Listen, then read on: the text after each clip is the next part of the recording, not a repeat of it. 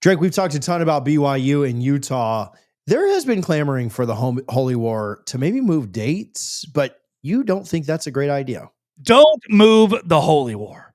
Don't move Baylor and TCU. Do not move Kansas and Kansas State. And there's a very clear reason why. I saw a tweet. And look, you're going to say I'm a terrorist. And I thought that I was a terrorist too when I woke up this morning and had this thought. So bear with me for a second. The reason the Big 12, I've always said Brett Yormark is an idiot for only one thing. Everything else, he's a genius. And it's not having games on rivalry weekend. Here's the problem. TJ, can you come back on the screen? I'm going to do this to you again. I'm going to explain this to you. I need your help as a prop, okay? If BYU starts 8-1, and that one loss is game 9 to Utah, but finishes the season 11-1 on a 2-game win streak, then 3-game win streak, then they're in the good graces of the College Football Playoff Committee. They won 3 in a row, right? Utah, conversely, 8-1 start, lost their 9th game, but they won 3 to end the year. They're 11-1. Playoff Committee likes that, right? Yes. Sorry. Okay, good. It was a very easy question here. I was just thinking it was so obvious and rhetorical that you were going to keep going. But what happens? Yeah, usually I do, but I didn't this time. What happens if you're 10-1 and you lose game 11? Recency bias is a big problem. It's a huge problem. It's why before you even go on, it's why they're talking about putting Notre Dame ahead of Miami. Yes. It's like, I know we're Big 12 right now, but like, which I don't like Miami. I mean, yeah, like, but they beat them head to head. But because that game happened in August, we forget about it. So what have you done for me lately? Like, what we should do in an ideal world, Texas Tech's first game of the year is against Utah. Their second game of the year is against BYU. And the rest of their games are against UCF, West Virginia, Oklahoma State. Because what we learned with Notre Dame is the more you win late, what have you done for me lately? It's not, well, they lost a game earlier this year. No, it's, they're playing so well right now. So if we play the biggest games in this conference, if we have the top 10 teams square off, then the committee can meet in a room on a Tuesday and say, you know what? They just lost that game. 11-1 can be removed because we just saw them lose. They're not playing their best football. 10-2 team can be removed because they're not playing their best football. Texas loses 2 games early in their schedule, even a bad loss to Florida. They're already back to number 13 in the country. Why? Because all you have to do is rattle 2, 3, 4 wins off in a row. And the second you do that, you're back in the good graces of the College Football Playoff Committee. It really only makes sense. They should play Alabama, LSU, Alabama, Georgia, week 4 every year. Make it the first game, because by the time we get to rivalry weekend, we, in essence, forget about everything else. It's not what you did 8 weeks ago. That loss just doesn't count anymore. Notre Dame against Northern Illinois. That loss just didn't have to count anymore. If they had lost to Northern Illinois on the last game of the year, you might get left out of the college football playoff. It sucks. Now, look, this is me saying that as somebody who loves the sport. It does suck to not have that feeling. I remember waking up as a kid on Saturday after Thanksgiving thinking, wow, today is the day. Today we get my favorite team playing its rival on the road. College game days there. There's that pomp and circumstance, and it's a better experience for the fans. But ultimately, if you want more teams in the college football playoff, if you yourself, like, how devastated would BYU fans be or Utah fans be if they're both 10-1 going into that game, and the loser, who, if they'd lost that game, right, 8 weeks prior, you lose, it doesn't matter. But if you lose in the last weekend of the year, we've designed this whole system where now we have an excuse to keep you out.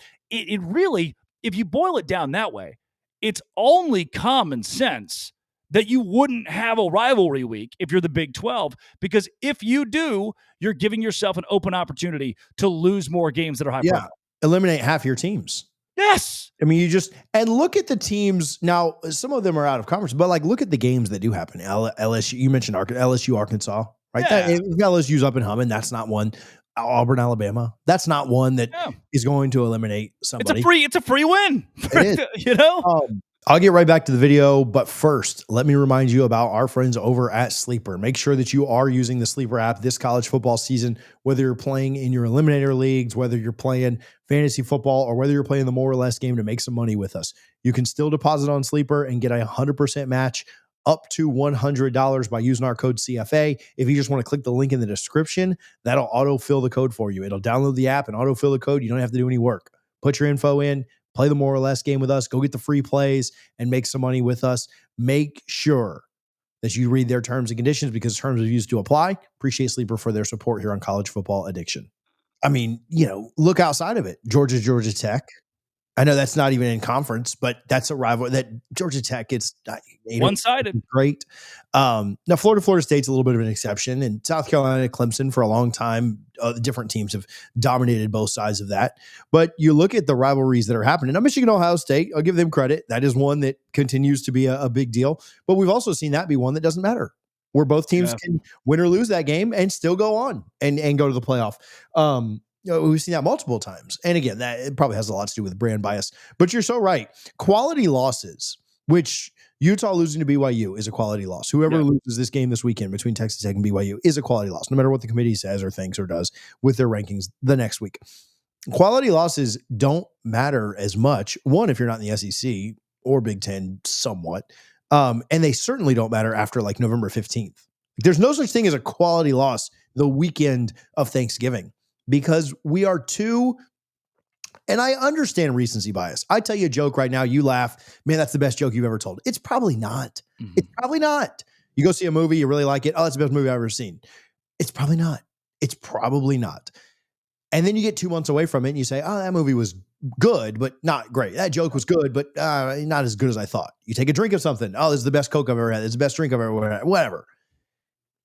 We do that. It's natural. I'm not blaming the committee. I mean, I hate the committee, but it's very natural to have recency bias. The problem with our sport is the subjective rankings. We've talked about that forever. We don't look at FPI or S&P Plus or Connolly's ratings or this, that, and the other. We look at what feels good. We go off the vibes. We go off of, oh man, this team's playing well right now. And this team's playing. We don't care that they lost to a terrible Florida team. We don't care that they lost to a terrible Northern Illinois team or this team or that team. We feel good. Texas feels good right now. We spent 7 weeks of this college football season talking about how they were dog crap. Mm-hmm. And because they've beaten Kentucky and Vandy and Mississippi State. Those are the last 3 wins. I know Vandy's good. Like I'm not trying to take it, but listen to that. They beat Kentucky, Mississippi State, and Vandy in back-to-back weeks, and we have them ranked in the top 15 right now.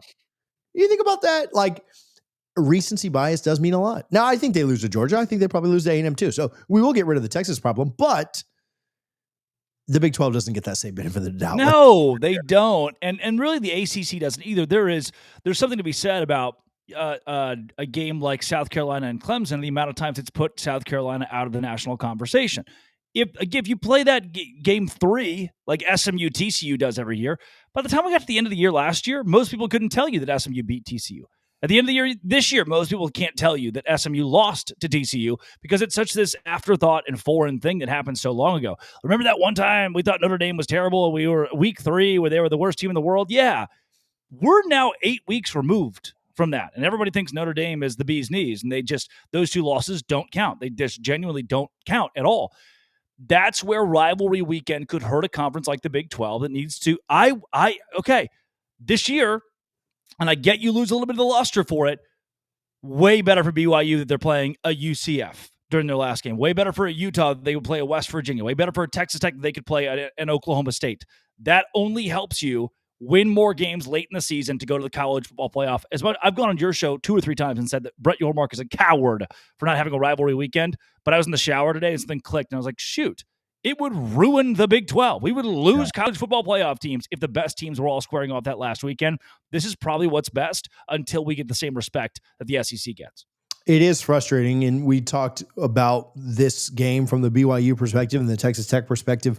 A large part of me is worried for the loser of this game. Now, they'll have an opportunity if, depending on who wins, who loses, who gets to Arlington. I understand all that.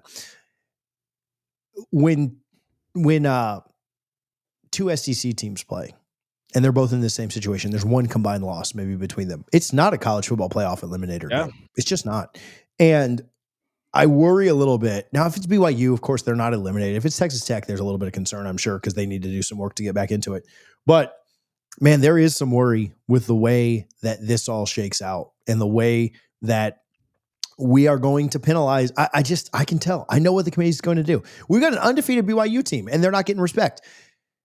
If they lose this game, they're going to get dropped. They're going to plummet. I just know they will. Now they'll have an opportunity. They'll have 3 games left. They'll have the Big 12 championship because they'll just have the one loss. They can rewrite the narrative, rewrite the story. But you're right. For a conference like the Big 12, you've got to be creative. And I agree with you. I think they should leave it the way that it is right now. Florida State plays Miami middle of the year. They play Clemson in the middle of the year. Now, those games haven't meant anything for a couple of years. I get that. But you don't see the ACC schedule in there. Listen, I don't like to give the ACC any credit. You very rarely see the ACC schedule in games with. Now, there's a lot of built-in rivalries. We talked about Louisville, Kentucky, South Carolina, Clemson, all those. You very rarely see them give Florida State a tragically hard game with 2 weeks to go, or Miami a tragically. So they do that pretty well. And the Big 12 needs to continue it as well. Yeah. Sad. It's sad because I do love rivalry weekend, but you know what? Brett Yormark, right again. He nailed it. I also love every single weekend. Week 0, I love it. Awesome. Week 16, love Army, Navy.